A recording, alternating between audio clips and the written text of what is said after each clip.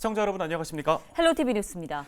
자, 오늘 아침 기온이 영하권으로 뚝 떨어졌습니다. 겨울에 문턱에 들어섰다는 걸 오늘 느낄 수 있었죠? 네, 출근길에 좀 고민되더라고요. 네. 패딩 입을까 코트 입을까 이런 생각을 하는 거 보니까 진짜 겨울이 온 것 같아요. 네, 특히 중부지방 같은 경우에는 아침 최저 기온이 영하를 기록했고요. 네. 남부지방도 아침 기온이 한 자릿수를 기록했는데요. 특히 설악산은 23일 최저 기온이 영하 16.5도까지 떨어졌다고 하더라고요. 야, 기온이 이렇게까지 지금 뚝 떨어질 때 각별히 이제 건강 관리에 주의를 하셔야 하잖아요. 특히 면역력이 약한 어르신들은 가급적 외출을 삼가는 게 좋다고 합니다. 그렇습니다. 자, 그리고 난방기기 사용이 늘어날 시기인데 네. 화재 발생하지 않도록 전기 사용에도 각별히 주의를 해야겠습니다. 오늘 헬로티비 뉴스 시작하겠습니다.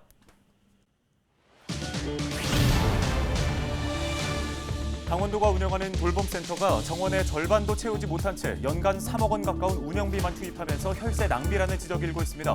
도는 내년부터 입소 자격을 완화할 방침입니다. 대학생들의 전공을 살려 첨단 기술을 선보이는 산학협력 엑스포가 한림 성심대학교에서 진행되고 있습니다. 학생들이 개발한 기술이 실제 산업 현장에서도 사용 가능할 것으로 기대됩니다. 원주시민연대가 한국전쟁 전후 지역에서 발생한 민간인 대량 학살 실태를 밝히기 위한 작업을 진행합니다. 피해자 인권 문제 해결을 위한 조사에 착수했습니다. 지난 22일 저녁부터 23일 오전 사이 강릉과 동해, 홍천 등 강원 지역에서 화재가 잇따랐습니다. 강풍과 차가운 날씨로 인해 화재에 각별한 주의가 요구됩니다.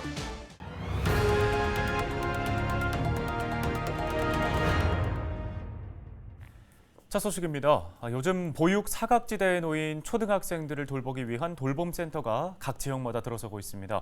강원도의 한 돌봄센터 역시 지난 3월에 문을 열었는데요. 네, 한 해 약 3억 원에 가까운 비용을 투입한다고 하는데 입소 인원이 적다 보니 예산을 낭비하는 논란이 계속해서 일고 있습니다. 황다인 기자가 현장 취재했습니다.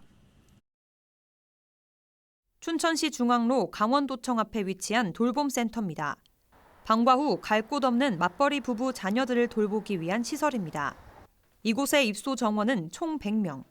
그런데 실제 이 시설을 이용하는 학생들은 절반이 채 되지 않는 38명뿐입니다. 문을 연 지 8달이 됐지만 이용 인원은 초기와 비슷한 수준입니다. 인원이 늘지 않는 첫 번째 원인은 바로 접근성 문제. 제일 가까운 학교가 도보로 15분 거리에 있는 곳입니다. 셔틀버스 차량들을 운행하고 있지만 이마저도 불편함 때문에 큰 효과를 보지 못하고 있습니다. 입소 자격도 논란입니다. 정원 100명 중 90%는 공무원 자녀를 의무적으로 입소시켜야 하고 10명 정도만 춘천 시민이 입소할 수 있는 겁니다. 다른 지역이 주거 밀집 지역에서 돌봄센터를 운영하는 것과는 대비가 됩니다. 출석하는 아이들이 보통 한 17명 정도 되고요. 저희 같은 경우에는 아파트 단지 안에 있는 커뮤니티 센터 안에 있어요. 그러다 보니까 단지 안에 있으니까 아이들이 수시로 왔다 갔다 할 수가 있고 또 집에 갈 때 혼자 갈 수도 있고. 지난 3월에 문을 연 도청 돌봄센터의 운영 예산은 약 2억 6천만 원. 입소 인원이 적다 보니 예산 낭비 사례로 지목되고 있습니다. 예산은 동일하게 집행되는데 운영 비용은 계속해서 소진될 수밖에 없는 겁니다. 더 문제는 이제 이와 관련해서 이거를 시설을 하는데 10억이 넘는 돈이 들어갔고 또 매해마다 운영비로 그 3억 이상의 예산이 쓰이고 있습니다. 이에 대해 강원도는 지원 예산은 운영 규모에 따른 것이며 내년부터 입소 자격을 늘릴 계획이라고 전했습니다. 그거는 입소 자격은 저희가 조금 대상을 확대하려고 내년부터 그렇게 운영하려고 지금 내부적으로는 준비 중인데 아직 확정된 건 아니라서 이렇게. 막대한 예산을 투입해 설립한 돌봄센터가 지역을 위한 진정한 의미의 돌봄을 실천할 수 있을지 지켜봐야 할 것으로 보입니다. 헬로티비 뉴스 황다인입니다. 네, 기사 내용 보니까 한숨이 나옵니다. 사업 시행 전부터 조금 더 꼼꼼하게 입지나 또 수요 조사를 했다면 이런 예산 낭비는 좀 피할 수 있지 않나 생각이 드는데요. 네, 애초에 다른 지역의 사례만 찾아봤더라도 하는 아쉬움도 좀 드는 소식이네요. 네. 다음 소식 전해드리겠습니다. 자, 김나영 아나운서, 네. 3D 프린터나 드론을 학교에서 직접 배우고 체험을 해볼 수 있다면 어떨 것 같아요? 야, 저는 경험해보지 못했는데 만일 대학에서 이런 첨단 기술을 접해본다면 취업 준비하는 분들에게는 꽤 큰 도움이 될 것 같은데 기회가 있어요? 네, 2021 한림성심 산학협력 엑스포에서 이 4차 산업기술을 체험해볼 수 있는 자리를 마련했다고 하는데요. 학생들이 전공을 살려서 개발한 연구 성과들도 함께 소개가 됐다고 합니다. 네. 이송미 기자가 현장에 다녀와 봤습니다. 거대한 기계에 널빤지만한 종이를 넣고 버튼을 누르자 레이저가 정교하게 모양을 조각합니다.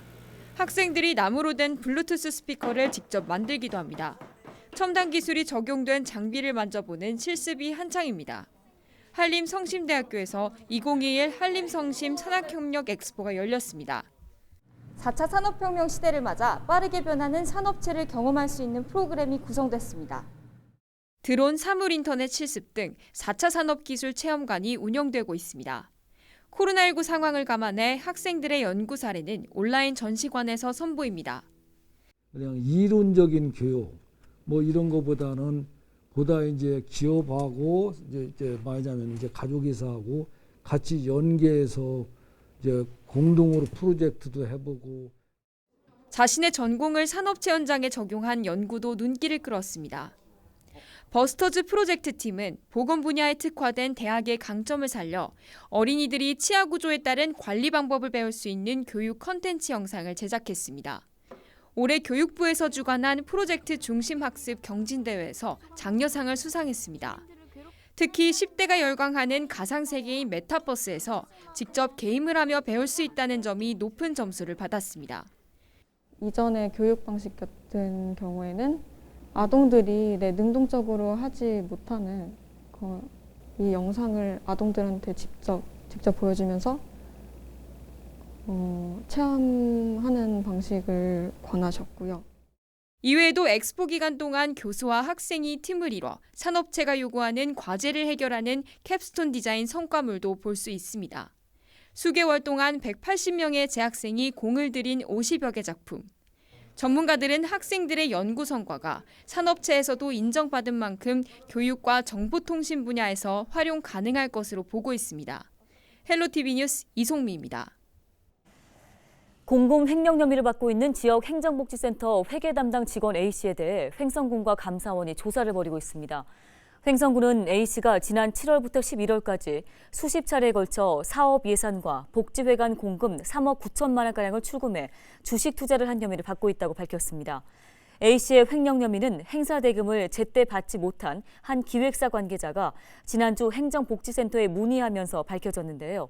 횡성군과 감사원은 조사를 마무리하는 즉시 A씨를 고발 조치할 계획입니다. 23일 오전 7시 15분쯤 화천군 아리의 한 펜션에서 불이 나 40분 만에 진화됐습니다. 불이 나자 숙박객들은 긴급 대피해서 인명피해는 없었습니다. 또 앞서 새벽 4시 25분쯤 동해시 북평산업단지 인근의 한 스티로폼 제조 공장에서도 화재가 발생했는데요. 불이 나자 소방당국은 인력 30여 명과 장비를 투입해 5시 10분쯤 큰 불길을 잡았으며 다행히 인명피해는 없었습니다. 앞서 지난 22일 오후 6시 30분쯤에는 강릉시 강동면의 한 폐기물 창고에서 불이 나 창고 건물 한 동이 모두 불에 타 소방서 추산 8억 1천만 원의 재산 피해가 발생했습니다. 소방당국은 건조하고 강한 바람으로 화재 위험이 높은 만큼 각별한 주의를 당부했습니다.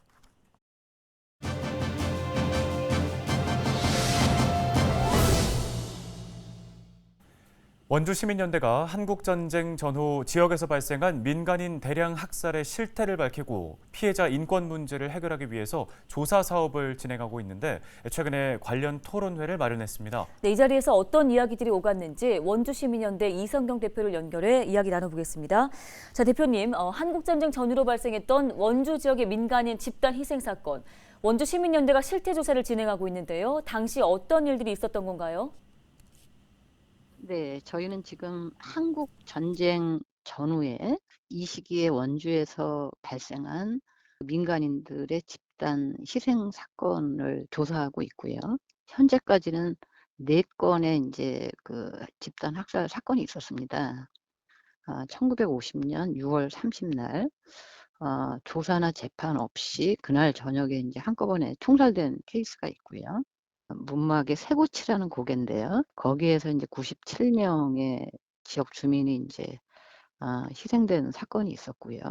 충주로 넘어가는 쪽에 양안치 고개가 있습니다. 여기에서도 이 시기에 이제 30명이 집단으로 희생됐고, 제천 쪽으로 넘어가는 길이거든요. 거기가 가리파 고개인데 거기에서도 30명의 주민들이 재판 없이 희생된 4건의 이제 사건이 있었습니다. 그래서 이 사건 중에 원주군 형무소 사건 180명은 정부에서 조사는 아직 안 했던 사건이라서 저희가 차후 이제 과거사위원회에 진실을 규명하기 위한 조사 사업이 필요하다 이렇게 제출할 예정입니다. 네, 그런데 아직까지 이에 대한 진실 규명도 또 이들에 대한 명예 회복도 제대로 이루어지지는 않은 상황이라면서요. 당시에 이제 희생되신 분들의 유해를 공식적으로 발굴하거나, 그리고 이분들의 희생을 추모하는 위령제를 한다든가 기념탑을 세운다든지, 그리고 이러한 역사를 되풀이하지 말아야 되겠다 해서 이렇게 진상을 조사하고 이런 게 원주를 비롯한 강원도는 하는 지자체가 없기 때문에 저희는 진실규명과 아울러서 명예회복을 위해서, 그리고 동일한 사건이 앞으로 일어나지 않도록 하기 위한 그러한 인권 평화구역 이런 것을 좀 원주에서 해야 되겠다. 이러한 목표로 지금 조사 사업을 시작하고 있습니다. 예, 최근에 이제 관련 해결책을 마련하기 위해 원주 시민연대에서 토론회를 연 것으로 알고 있습니다. 어떤 이야기들이 오갔는지 궁금한데요. 주목할 만한 내용이 있었습니까? 저희가 이제 토론회를 진행을 했고요. 여주에서 진행된 그 위령제 위령탑, 그다음에 조례의거에서 당사자 피해자 이분들의 진술을 기록해서 구술을 비롯한 자료를 이렇게 아카이브하는 그러한 사례들을 저희가 직접 들었고요.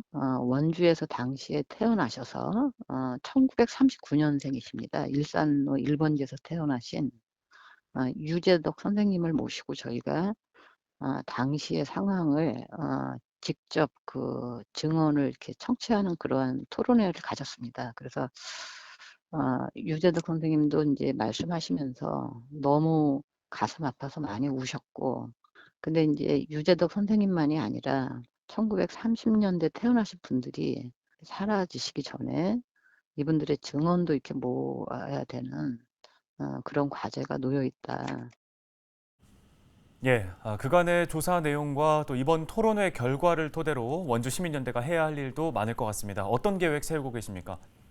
원주시와 의회와 시민사회가 이제 같이 힘을 모아서 이 사업을 본격적으로 이제 내년부터는 좀 시작을 해야 되지 않느냐. 이게 이제 일개 시민연대만 할 수 있는 일이 아니기 때문에 행정도 적극적으로 참여해서 조사 사업을 해야 된다. 그리고 조례를 만들어서 이분들의 억울한 죽음이 헛되지 않게 매년 이제 추모 사업도 좀 별도로 했으면 좋겠고, 그리고 한 분 한 분이 더 가시기 전에 그분들의 역사적인 증언도 누군가는 기록해서 체계적으로 이런 거를 수집하고 모아야 되겠다. 내년에는 이제 본격적인 조사 사업을 하기를 저희도 원하고요. 그리고 행정하고도 긴밀하게 논의를 할 거고요. 결국은 원주에서의 그 사건들은 인간의 존엄성을 무시하고 하게 했던 그러한 사건이었다. 그러면서 시민 한 사람 한 사람의 인권이 얼마나 중요한지도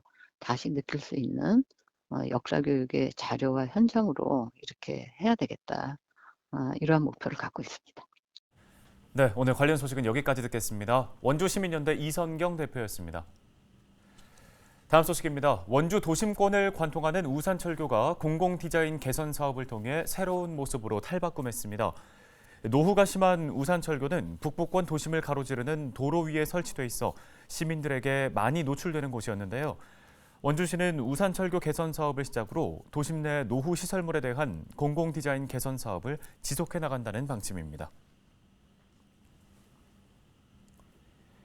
헬로티비 강원 뉴스, 오늘 저희가 준비한 소식은 여기까지입니다. 네, 시청해주신 여러분 고맙습니다.